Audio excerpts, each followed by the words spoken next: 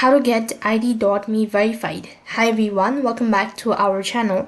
In this video, I'll be showing you the ways to get verified on id.me. In order to do that procedure, you can use an application or a web browser. Either way, the procedure is going to remain the same. So basically, to get verified, you have to provide in your document ID. Make sure that you're prepared with all of the required documents such as your driving license, passport, your state ID and all that.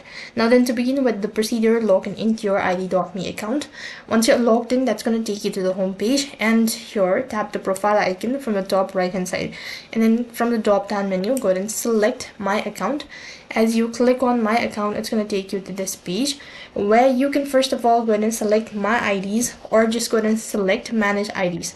And when you do that, it's going to ask you to select what sort of ID you'd like to add. So if you're a teacher, employee, whatsoever, you can go ahead and do that.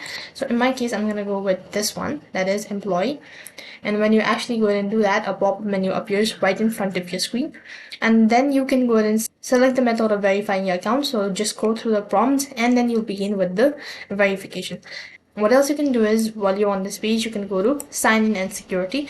On this page, you can go ahead and select all of these or set up two-factor authentication, and then you can actually get verified on id.me. So these are some of the basic steps you need to follow in order to get verified.